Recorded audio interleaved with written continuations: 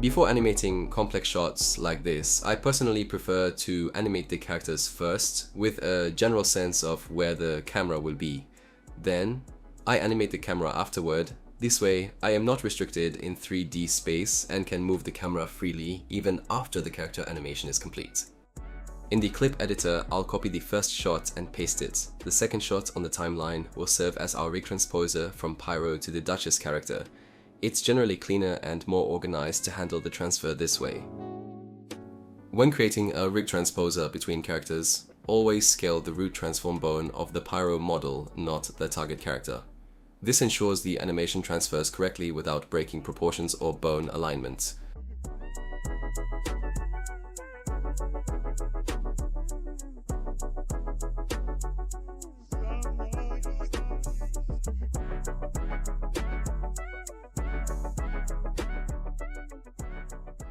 Posing fingers, ropes, and hair is usually more intuitive in the graph editor.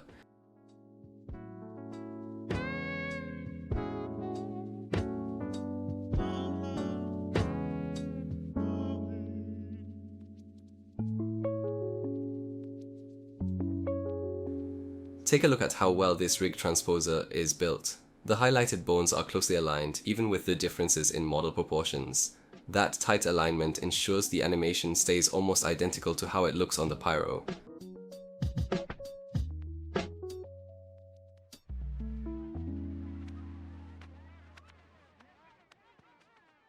From Patreon/HoovyTube, I installed over 300 Pyro animations. That's more than enough to cover most shots you'll need for a project.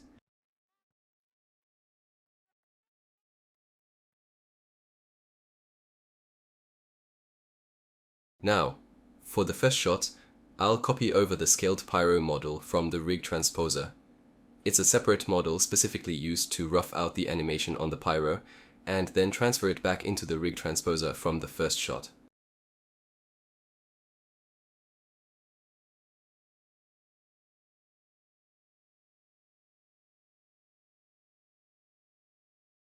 Now that we've pasted the Pyro into the first shot, we can start importing animations, either from the workshop like before or from Patreon. This way, your animation progress can keep pace with your imagination.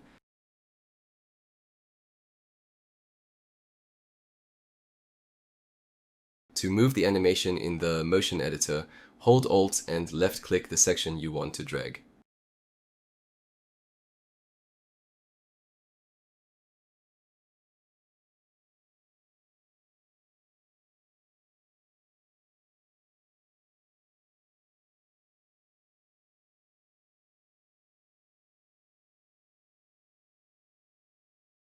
Here, I use the trick of duplicating the Pyro model, adding animation to the second one, and then copying it back into the main Pyro model we're working on.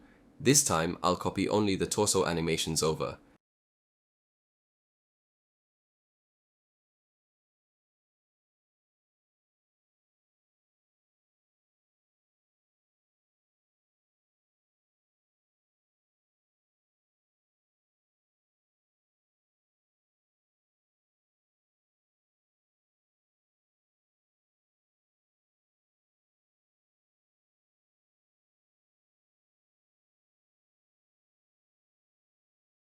With hardly any hassle, we can blend these two animations into a smooth, seamless motion.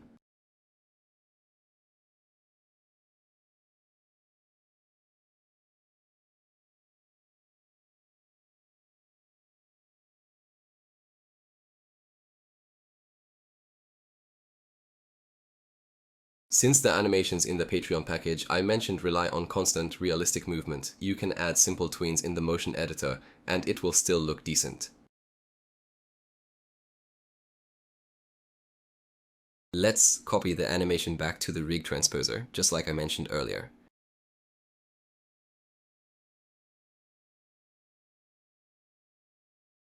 A good habit to develop is saving your animations into the usermod/animations folder. Over the past 4 years, me and my team have created hundreds of animations this way, keeping everything organized and easy to access.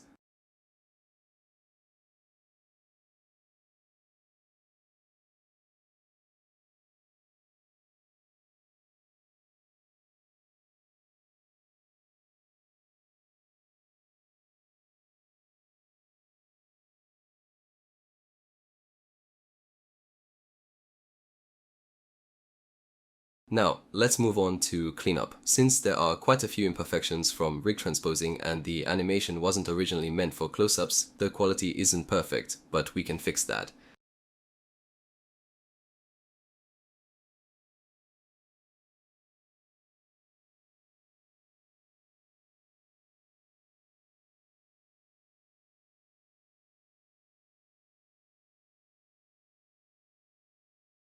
Cleanup involves creating stronger, more defined poses and extending them by a few frames. This adds visual appeal and makes the animation smoother and less chaotic. I usually do this on 2 screens, so working with just one feels definitely like a bit of a struggle.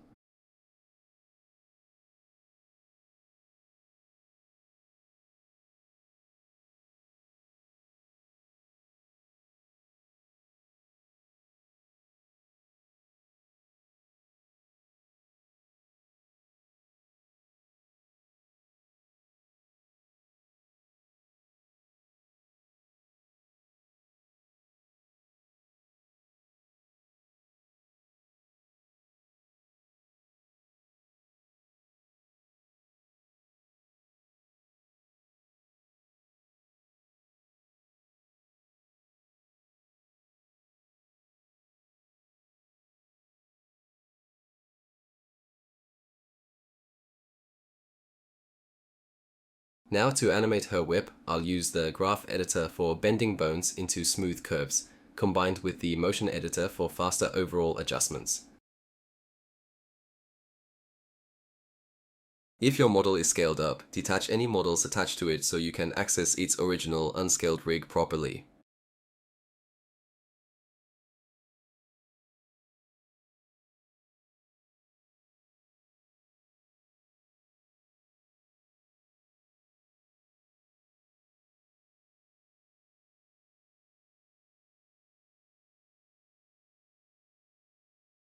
Always start by setting the default pose at the beginning. This lets you easily return to it while animating.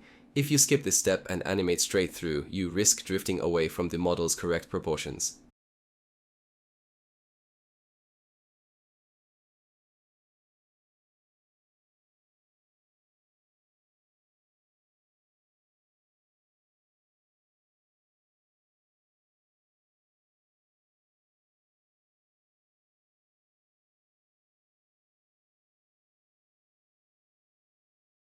Using both the graph editor and motion editor at the same time requires focus. If you set a graph editor keyframe early, then animate in the motion editor and later add another graph keyframe, your motion editor changes in between can get completely overwritten.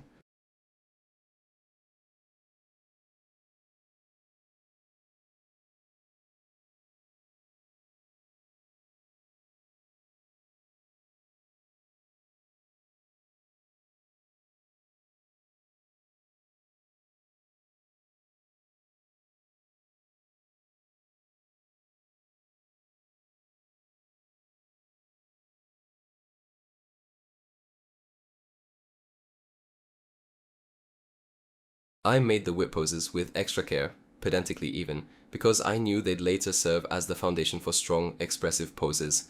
By building solid structure early, you can push the extremes later without the motion falling apart.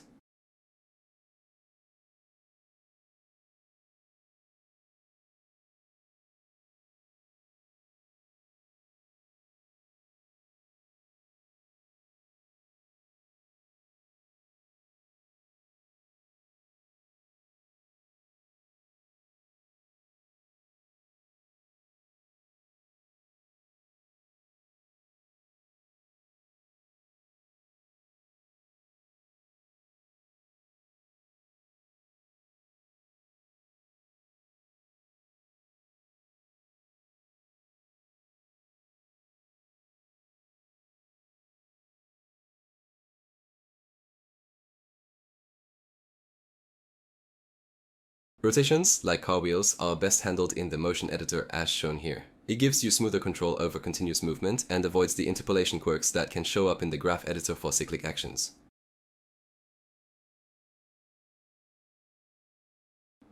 I'm going to clean up the timeline in the clip editor and copy over the rig transposer to turn it into a jiggle physics or overlap builder. This setup makes it easier to isolate and animate secondary motion like hair, ropes, or cloth, giving your animation that extra layer of realism and fluidity.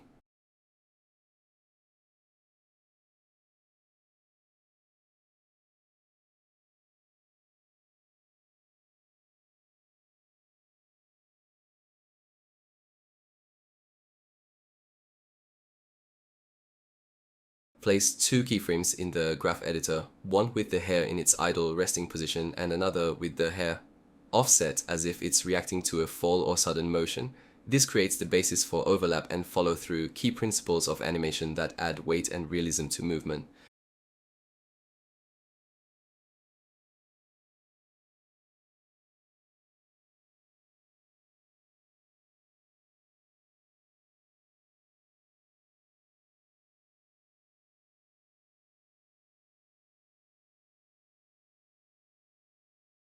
Make sure that you are using these settings.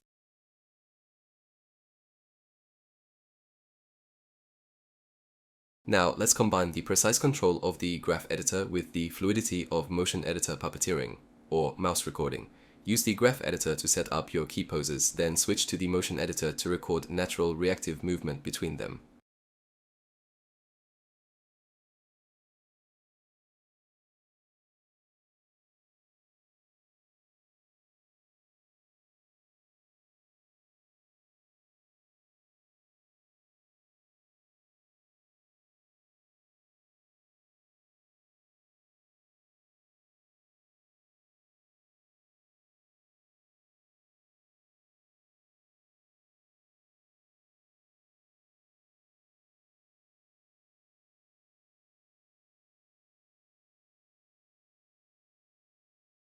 Now copy the hair jump animation and move it further along the motion editor timeline. Then extend the earlier animation by blending into this new section. Use the in slider to tone down the movement, softening the transition. This gives you a solid foundation for a realistic, idle animation.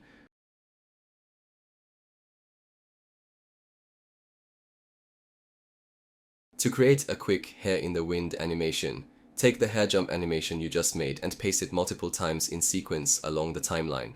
Once that's done, use the stagger slider a few times to offset the motion slightly.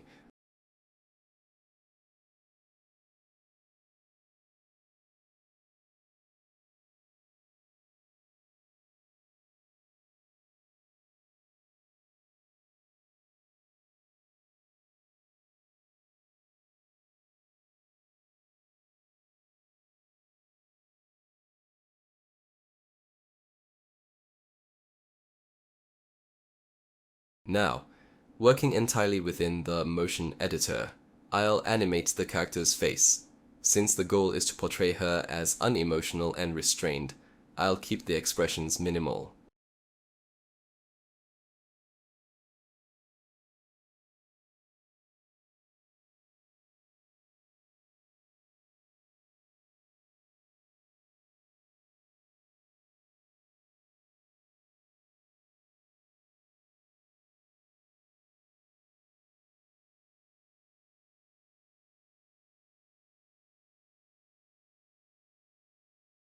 I highly recommend saving your overlap and face animations into the usermod/animations folder. This way, you can easily reuse and build on them for future projects, speeding up your workflow and keeping your animation library organized.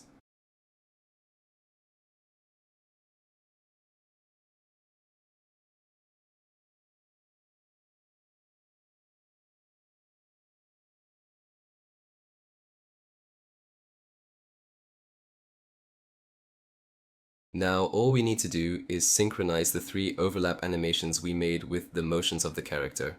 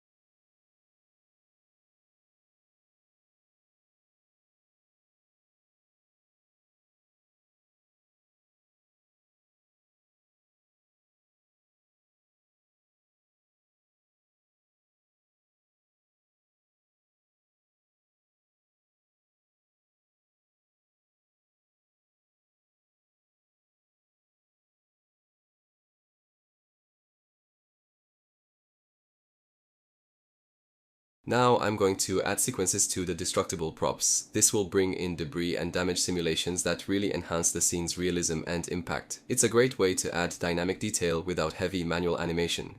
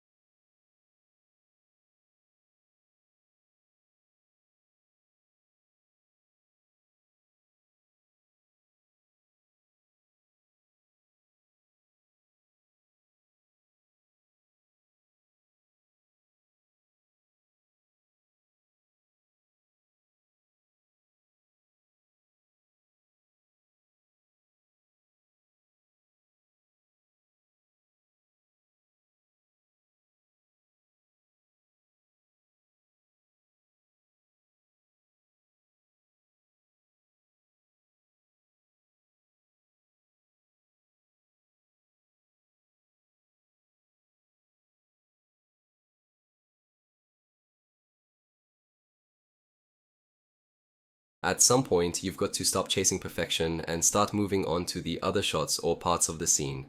It's all about keeping the momentum and making sure the whole project progresses.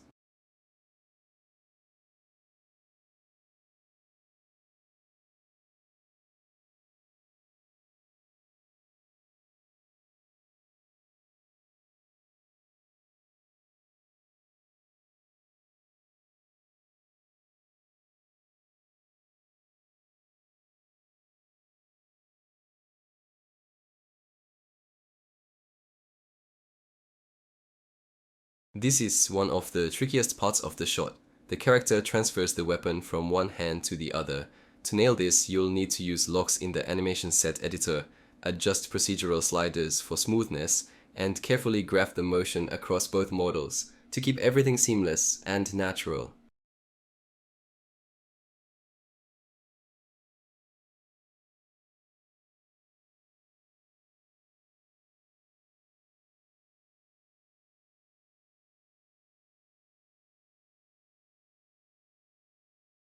I'm keeping the video at normal speed because when I first tackled an animation like this 2 years ago, my brain was about to melt.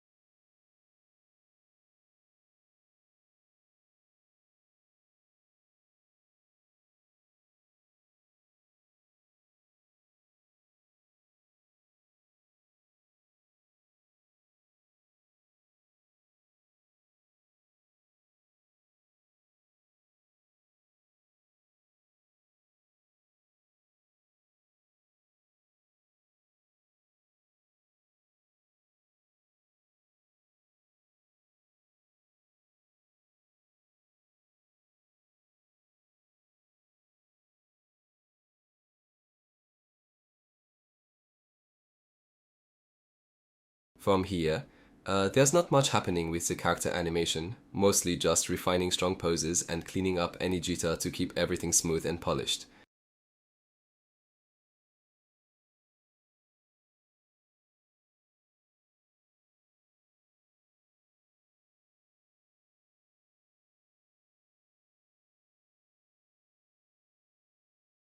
You'll start noticing a lot of loops in my process. It took years to trim out all the unnecessary steps, and now I'm able to animate up to 90 seconds a day.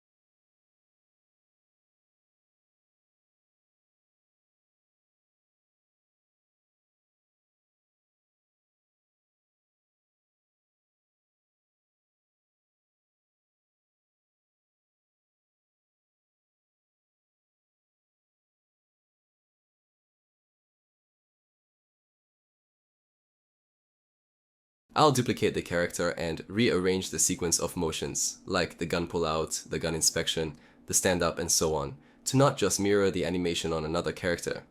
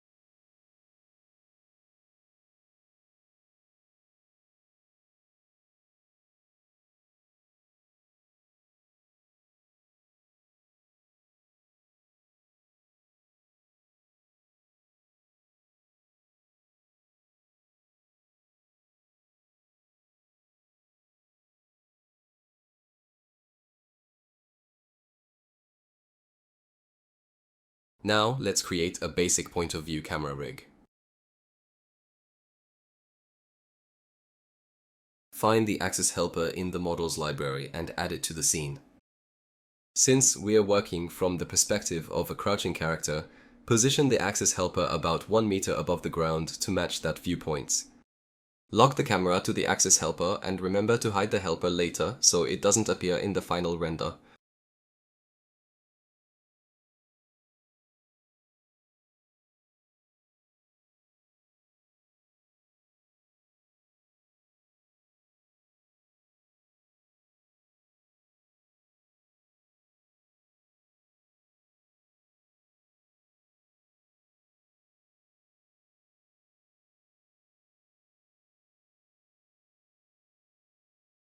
Set the first position as if you were making a poster of the first frame of the video.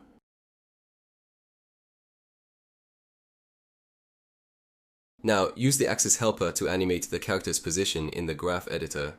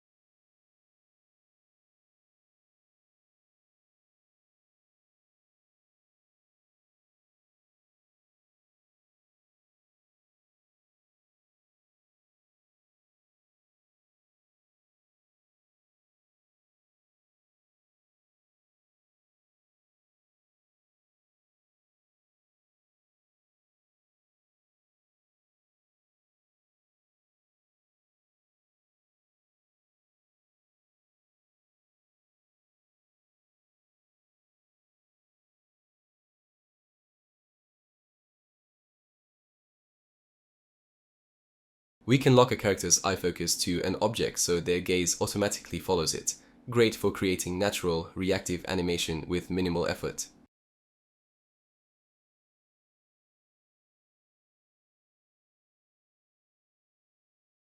Now, thanks to the camera rig we set up earlier, we can add camera imperfections like subtle shake, drift, or overshoot directly in the graph editor or motion editor.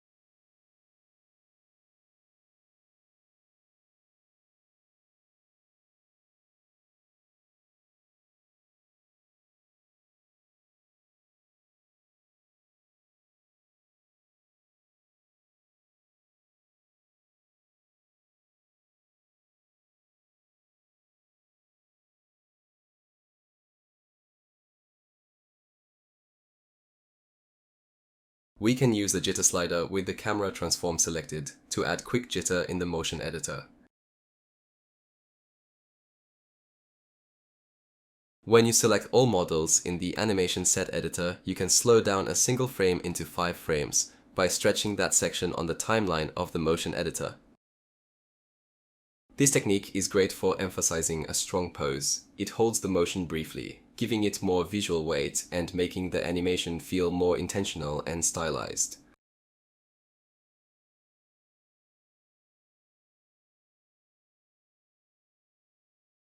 Now let's move on to my favorite part of Source Filmmaker, particle effects. To start, go to the animation set editor, create animation set for new particle system. From there, browse for the particle you want to use, like smoke, fire, sparks, muzzle flashes, whatever suits your scene. I only use the custom particles I've made and uploaded to Patreon. Valve's default particles were designed for gameplay, not cinematic animation. They often lack the fidelity, control, and realism needed for animation workflows.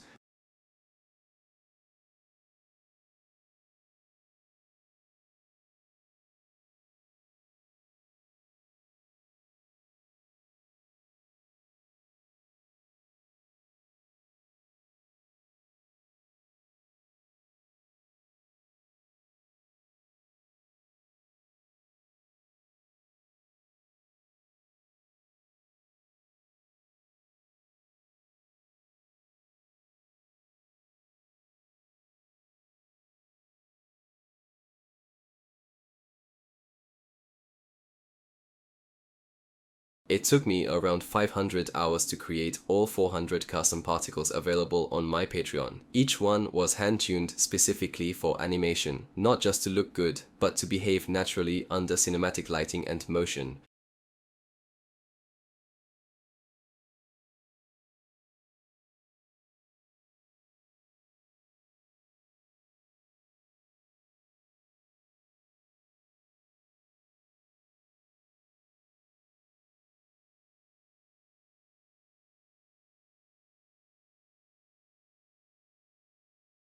Since the camera isn't moving through 3D space, only rotating, we can cheat perspective a bit. By simply moving the particle closer to the camera, we can make it appear larger without actually affecting the shot's spatial logic.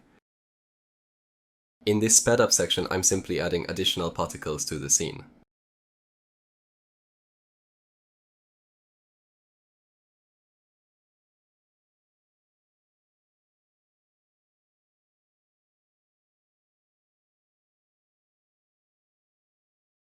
Now, if you want to change the properties of a specific particle effect, follow these steps. Right-click on the particle, choose Show in Element Viewer, and then select Particle System.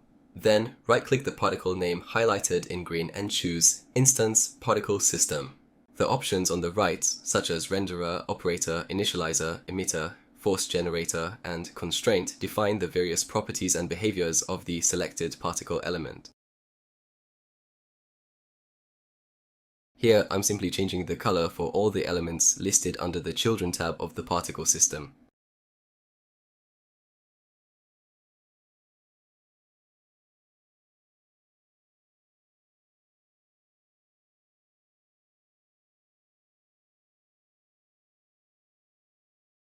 As you can see, both the modified particle and its duplicate now appear red, in contrast to the original particle I created, which was blue.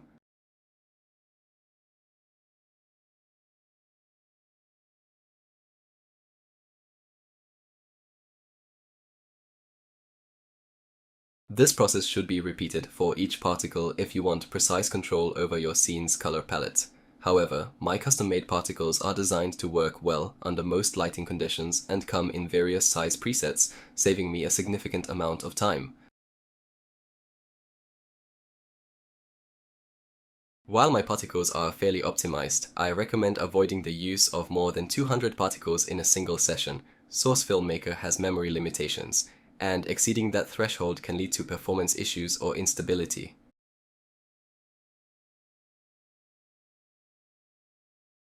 Once the entire scene is blocked out and I have a clear understanding of the camera movements, I place higher quality models in the foreground and lower quality models in the background, ensuring the viewer's focus stays on the most detailed and important elements of the scene. One often overlooked element by many SFM artists is the use of weather particles, like rain, wind, or fog, which can add a tremendous sense of atmosphere and realism to a scene. I've created a full environment pack containing over 40 custom weather particles, and personally I find the wind effects to be the most visually dynamic and versatile.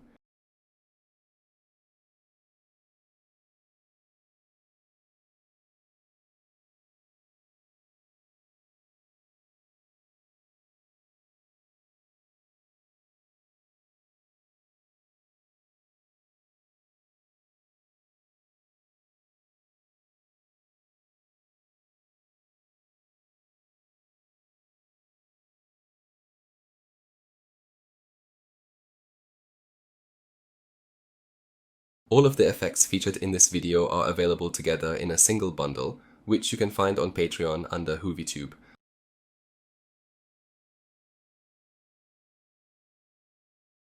I recommend learning the Particle System Editor by experimenting with all the system properties. In practice, you'll most often work with settings like Alpha Random, Lifetime Random, and Position within Sphere Random to edit the movement of the sprites generated.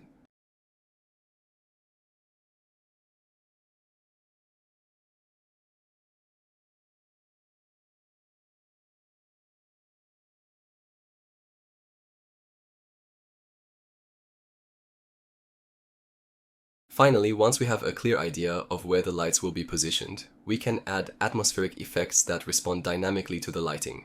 For example, this unstable wind particle, which I'll color red,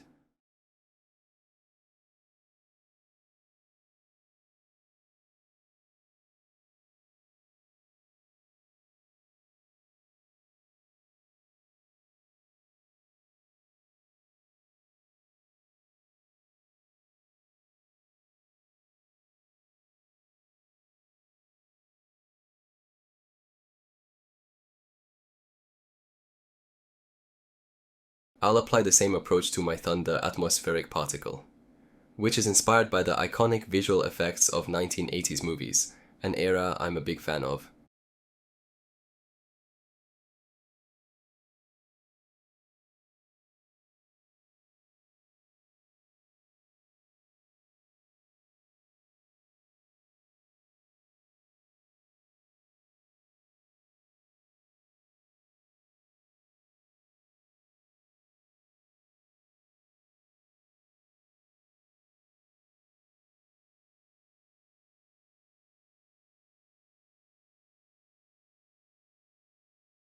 Make sure to later tweak the light in the scene in accordance to the placement of the environment particles through the graph editor or with motion editor Puppetering.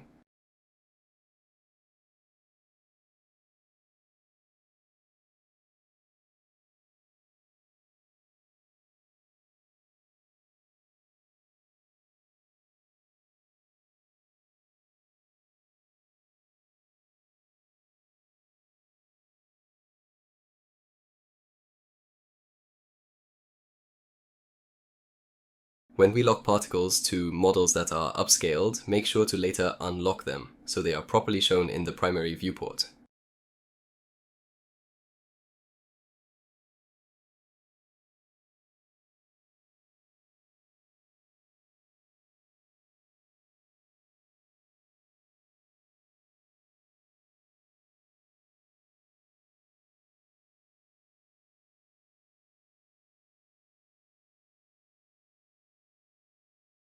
When we are done creating the particles, I recommend grouping them into sections to clean up the Animation Set Editor tab.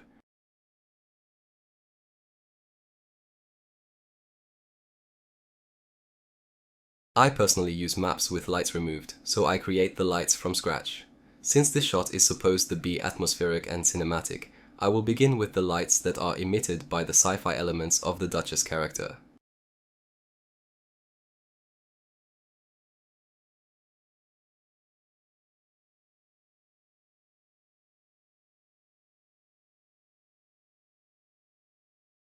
I will do the main poses of the volumetric light in the graph editor and add in-betweens.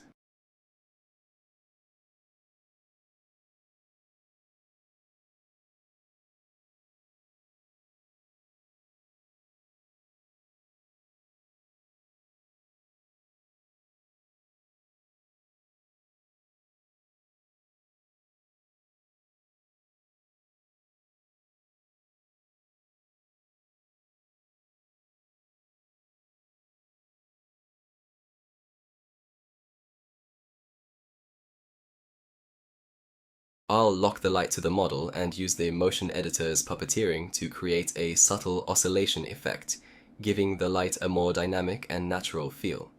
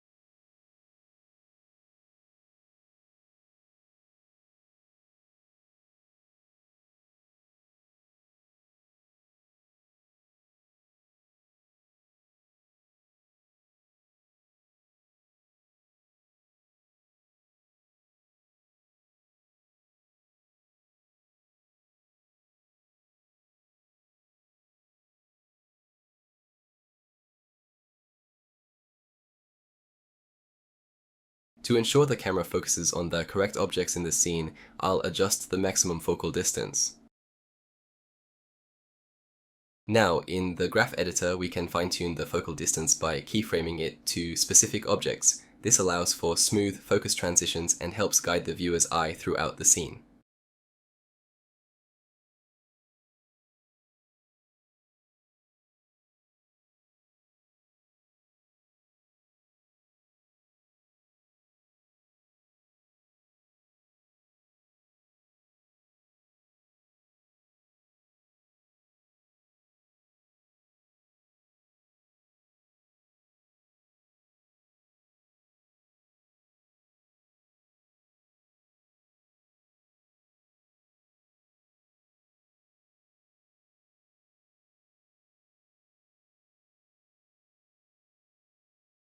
I'll keep the camera aperture fairly low, since the focal distance is set to a high value. This maintains a sharper overall image and prevents the depth of field from becoming too shallow.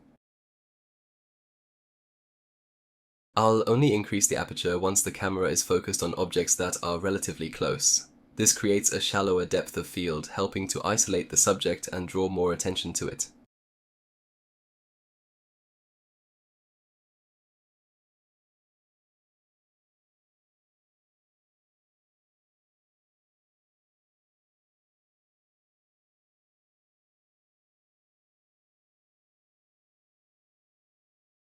At the very end, I tend to break from the structured workflow and start focusing on random details, like adding grass or other small environmental touches. It's a bit spontaneous, but it helps bring the scene to life.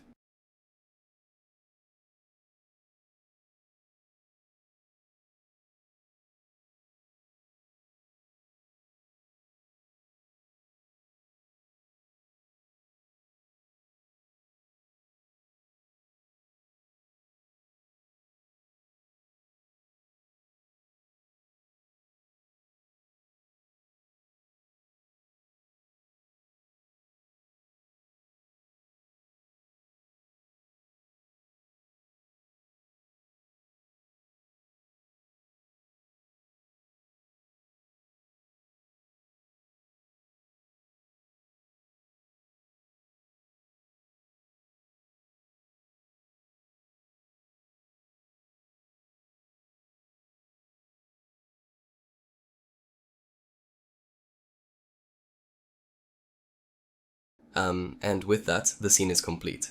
Using the tools and techniques featured in this video, I'm able to create the majority of my scenes, regardless of their complexity.